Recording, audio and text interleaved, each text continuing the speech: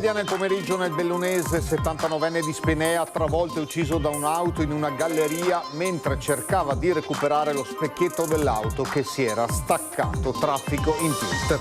Si arrampica per 2 volte sul tetto di un vaporetto in bacino San Marco per un video sui social. Folle bravata di un turista di origini cinesi bloccato dalla polizia locale. Rabbia per l'ennesimo episodio di turismo cafone, in questo caso anche pericoloso. Ci vuole rispetto per la città, dice il governatore Stefani. Il sindaco Venturini: speriamo che il sistema giustizia faccia il suo corso. Venezia non è palcoscenico. Folla commossa a San Stino per l'addio alla 53enne professoressa delle medie massacrata dal nipote 17enne. La commozione di studenti e colleghi, il lutto cittadino, dolore del fratello e riflessione del parroco. In Tre miracolosamente illesi e salvi dopo l'esplosione della bombola GPL nel furgone trasporto disabile accaduto a Mirano. Sciocca sottomarina per la 63enne, trovata senza vita in casa, era morta sopra quintali di immondizia diversi giorni prima del ritrovamento. Oltre 200 imprenditori riuniti in assemblea hanno rieletto per il 3° mandato il presidente uscente di Confapi Venezia, Marco Zecchinel. Il turismo motore trainante preoccupa il calo dell'industria. Dalla malattia alla rinascita, la guarigione dalla leucemia del manager Riccardo Braglia, raccontata in un libro da lui scritto. Un'esperienza vissuta da vincente tra fede e leadership imprenditoriale. Edizione di Venezia dei nostri notiziari, buonasera, ben ritrovati. La cronaca in apertura che ci porta nel Bellunese, dove un 79enne di Spinea è morto investito sotto la galleria di Listolade tra i comuni di Taibon, Agordino e Cenceniga. Il tragico incidente è accaduto nel pomeriggio attorno alle 16:30. Secondo le informazioni arrivate, la dinamica sarebbe drammatica. L'uomo era al volante dell'auto in compagnia della moglie. In uscita dalla galleria, forse per una manovra errata, ha urtato il guardrail con lo specchietto laterale destro che si è staccato rotolando sulla strada. A quel punto l'anziano ha fermato l'auto e con la moglie è sceso per andare a recuperare lo specchietto rimasto all'interno della galleria. Azione però rischiosa, infatti sopraggiungeva un altro automobilista, 66enne di Mogliano Veneto, che non è riuscito ad evitare l'uomo investendolo in pieno. Tremendo l'impatto, sul posto carabinieri e SURM, per l'anziano però non c'era nulla da fare. La moglie in stato di shock è stata accompagnata all'ospedale di Agordo. I rilievi hanno richiesto la chiusura della galleria di Listolade, con inevitabili ripercussioni sul traffico già intenso di questo primo weekend di luglio. Le deviazioni a senso unico alternato lungo la vecchia strada di Morbiac. Ancora turismo cafone a Venezia. Per 2 volte si è arrampicato sul tetto di un vaporetto in bacino San Marco per fare un video da pubblicare sui social. È la folle bravata di un turista asiatico bloccato dalla polizia locale. Scoppia la rabbia in città e tutti chiedono rispetto per Venezia.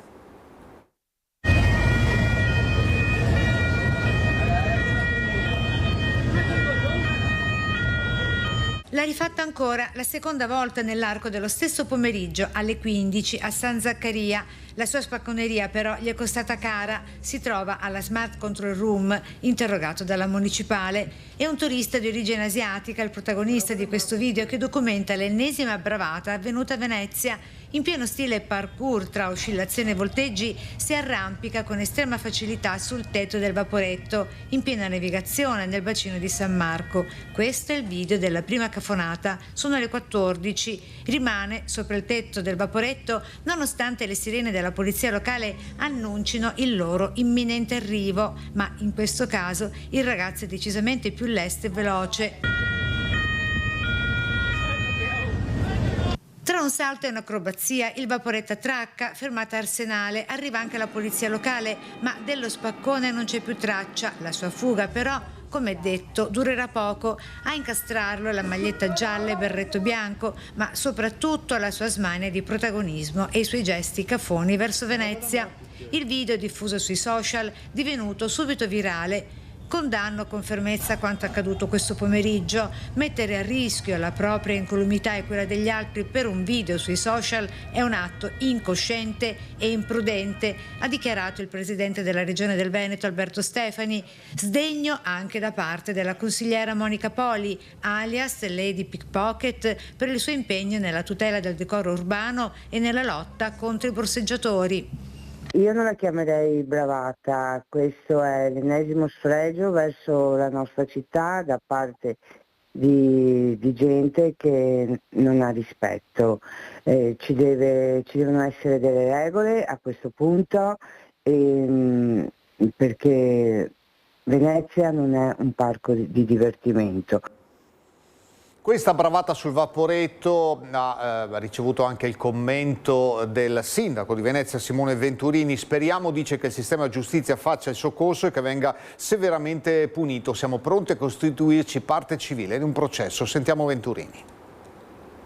La polizia locale ha individuato e bloccato e denunciato il 18enne Emiliano di origine cinese che questa mattina ha dato spettacolo sopra il tetto di un battello. Un atto, un gesto pericoloso per sé e per la navigazione e per gli altri, che giustamente merita una punizione esemplare. Speriamo che il sistema giustizia faccia il suo corso, che lo punisca severamente. Valuteremo anche la possibilità di costituirsi parte civile eventualmente in un processo penale e lavoreremo sempre di più per garantire severità negli interventi da parte della nostra amministrazione. Venezia non è un palcoscenico per imbecilli, è una città che merita rispetto.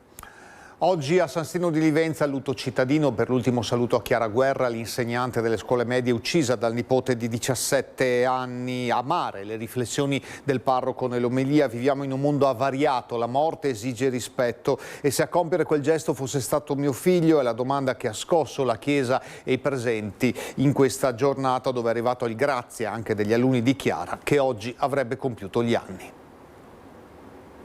Credo che ognuno di noi è proprio un po' affaticato, stanco, oppresso da questo mondo che non solo è variegato ma è avariato. E se a compiere questo gesto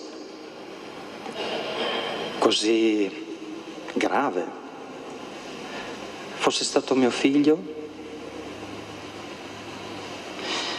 che ho sempre cercato di educare al rispetto, al servizio, alla bontà, come mi sentirei adesso?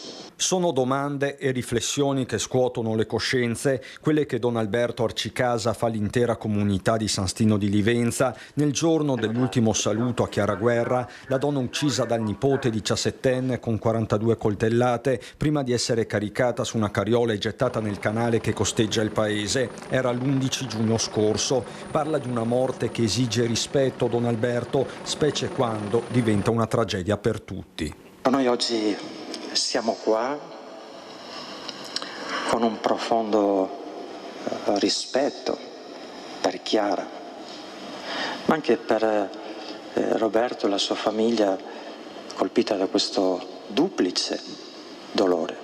In chiesa e poi a seguire il feretro c'è proprio Roberto con la moglie e l'altra figlia, poco distante il sindaco Gianluca De Stefani a rappresentare un paese ancora scioccato. A San Stino sono ore di lutto cittadino, mentre sull'altare prende la parola il mondo di Chiara, quello della scuola, dell'istituto comprensivo locale, a partire dai suoi amati alunni che per l'intera cerimonia hanno indossato delle magliette blu con stampati nomi, cognomi e numeri come un lungo appello. Lei ci ha insegnato soprattutto ad essere persone migliori. Ci diceva sempre che la vita è il dono più prezioso che abbiamo, che è il dono più prezioso che abbiamo e che ogni giorno va vissuto con coraggio, rispetto e gratitudine. Ci mancheranno la sua voce, le sue risate, la sua gentilezza e quel modo speciale che aveva di rendere la scuola un luogo in cui sentirsi accolti. Ci sono poi le colleghe, diventate con il tempo amiche, le prime a lanciare l'allarme per la sua scomparsa non vedendola arrivare a scuola per gli esami di terza media. Chiediamo che il tempo non cancelli emozioni ed esperienze e che ci faccia dono di saggezza. Ciao Chiara. Il saluto arriva nel giorno in cui Chiara avrebbe compiuto 53 anni, una coincidenza maledetta in un giorno già difficile e ancora carico di inquietudini. Siamo tutti un po' colpevoli di essere presi dietro le nostre cose, ma quanto tempo realmente dedichiamo all'ascolto? Sono rimasti miracolosamente illesi in 3 dopo l'esplosione della bombola di GPL nel furgone per trasporto disabili, accaduto in mattinata a Mirano. Sono salvi per miracolo i 3 occupanti del furgone attrezzato per il trasporto dei disabili, andato completamente distrutto dal fuoco questa mattina dopo l'improvvisa esplosione della bombola GPL. Il fatto poco dopo le 10 a Mirano, nel parcheggio del supermercato di Via Gramsci. Illesi, sebbene in stato di shock, il conducente di Noale, nonché proprietario del mezzo, e 2 passeggeri che si trovavano a bordo con lui. Poco prima dell'esplosione, vedendo uscire del fumo denso e nero dal vano motore, i 3 avevano cercato un parcheggio in un posto lontano da altre macchine, quindi avevano abbandonato il mezzo in tutta velocità, giusto una frazione di secondi prima della violentissima deflagrazione. Pare si tratti di un fatto accidentale, le cui cause sono al vaglio degli agenti della Polizia Locale dell'Unione dei Comuni del Milanese, incaricati delle indagini. Una pensionata di 63 anni è stata trovata senza vita nella sua abitazione di Sottomarina di Chioggia. Era morta sopra quintali di immondizia per cause naturali già diversi giorni fa. Dramma della solitudine a Chioggia, dove Ornella Checchetto, 64 anni ad agosto, morta da giorni nel suo appartamento, è stata ritrovata sopra un cumulo abnorme di immondizia qui al civico 11 di via Domenico Schiavo. L'allarme è scattato ieri mattina poco prima delle 7, quando alcuni condomini, gli addetti alle pulizie, hanno sentito un odore molto forte e acre provenire dall'ultimo piano del condominio Edera e hanno visto anche del liquido che fuoriusciva dalla porta di ingresso. Sconcerto per l'accaduto anche da parte del primo cittadino Mauro Armelao. Il liquido del cadavere, ecco, in decomposizione, e adesso stiamo capendo come intervenire anche per bonificare, però credo che siccome l'appartamento è di proprietà sia giusto che sia anche la sorella poi adesso a farsi carico di intervenire e a chiedere l'eventuale smaltimento di tutto quello che c'è a casa. Anche i vicini raccontano di quell'odore acre e irrespirabile presente da giorni lungo le scale. Si sentiva odore, però tutti stavano zitti magari, non si sapeva le cose da come. Ornella Checchetto, in pensione dopo un lavoro come impiegata in regione, aveva una laurea in storia antica ed era un'accumulatrice seriale. I vigili del fuoco, intervenuti con squadre pure da Mestre e con il nucleo batteriologico, hanno faticato non poco per entrare nell'appartamento e costretti a usare attrezzature specifiche, tutte pesanti, stivali, maschere e respiratori. Viveva qui da anni, eppure era quasi un invisibile, raccontano i condomini. Una signora taciturna, meno male non parlava con nessuno, tranquilla. Veniva qua, si sedeva qua, oppure andava a fare la spesa. Non avevamo, nessuno di noi avevamo un dialogo. No, niente, con gli inquilini non aveva nessun rapporto. Faceva fatica anche a salutarti. Sì. Tutto qua. Era molto schiva, molto chiusa. Sì. Ma non voleva neanche un aiuto dalle persone, perché una volta ho detto ti porto io le borse su, lei assolutamente no. L'amministratore condominiale interpellato sulla vicenda non risponde, ma restano i dubbi e le perplessità sul fatto che forse Ornella poteva essere salvata. Non aveva nessuno proprio, poverina. Così. Sì. Come signora? Lo stesso quello che hai tu, era sempre sola, non era mai in compagnia, andava a fare la spesa, veniva a casa e andava da su. La pagina dell'economia: più di 200 imprenditori riuniti in assemblea hanno rieletto per il terzo mandato il presidente uscente di Confapi Venezia, Marco Zecchinella. All'interno dell'incontro sono emersi 2 dati che riguardano in particolare il territorio veneziano. Il turismo rimane il motore trainante, ma preoccupa il calo dell'industria. 400 associati e oltre 7.000 addetti sono i numeri di Confapi Venezia, l'associazione delle piccole e medie imprese, che hanno confermato per altri 3 anni Marco Zecchinella, 52 anni, di San Donà, presidente uscente e ora al terzo mandato. È una responsabilità che sento molto forte in un momento che è diverso da quello che ha contraddistinto i miei precedenti mandati, perché oggi c'è un'incertezza di sistema che non ha precedenti. Proprio per questo le sfide che si aprono alla comunità degli imprenditori sono sfide davvero epocali. Un'assemblea che ha scelto come slogan la passione di intraprendere, a simboleggiare la resistenza e lo spirito di innovazione delle aziende del veneziano, con una passione che non è fatta solo di esercizi economici per far tornare i conti, ma di attaccamento al proprio lavoro. Un insieme di sofferenza, di fatica, che porta l'imprenditore, la sua famiglia, chi lo circonda, ma è una passione che è contagiosa, perché diventa la passione dell'imprenditore e la passione di coloro che con lui collaborano per raggiungere un obiettivo, che è sempre creazione di valore, è sempre miglioramento del territorio.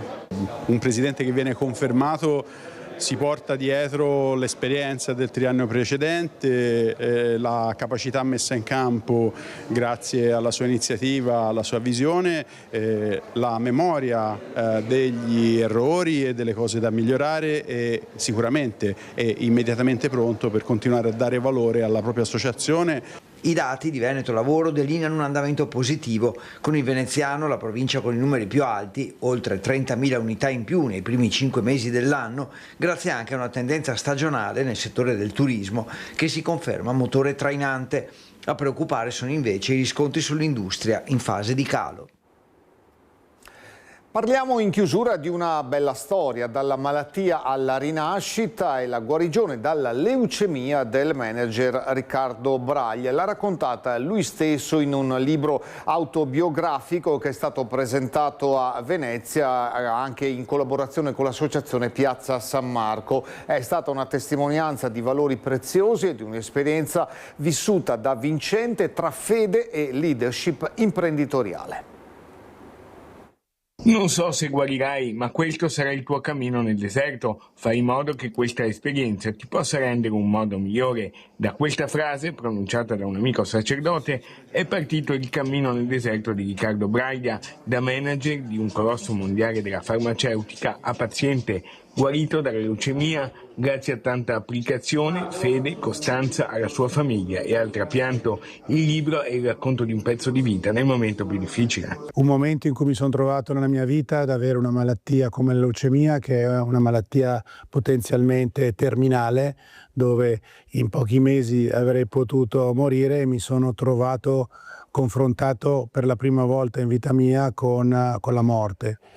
O con la potenzialità della morte, e ho deciso in quel momento storico di iniziare a scrivere un diario giorno per giorno per lasciare uno scritto a mia moglie e ai miei figli in caso non ce l'avessi fatta. Il libro, il cui ricavato sarà interamente devoluto a una fondazione per progetti di cooperazione e aiuto internazionale, è stato presentato a Venezia in un incontro molto toccante, grazie anche alla collaborazione dell'associazione Piazza San Marco. La famiglia, che è stata estremamente importante, avere la fortuna di avere una famiglia, quindi mia moglie e i miei 4 figli che mi sono stati vicini, anche se era una vicinanza a distanza perché c'era il Covid e quindi ero isolato. La fede, che avendo questo dono della fede per me è stata come una compagna di viaggio molto importante. Poi è stata la fiducia nei medici, negli infermieri, nella scienza. Quella scienza che io avevo sviluppato e lavorato per tutta una vita me la sono ritrovata dall'altra parte, quindi con una fiducia in questo. Un momento di positività che ti dà una forza per andare avanti e per non lasciare perdere tutto, ma come dico io nel libro, never give up, quindi non mollare mai. Una bella storia dunque che ci dà speranza, e congratulazioni allora a Riccardo Braglia. Questa è la nostra ultima notizia, dopo la sigla le previsioni del tempo, a seguire l'edizione di Treviso. Grazie per l'attenzione, buona serata.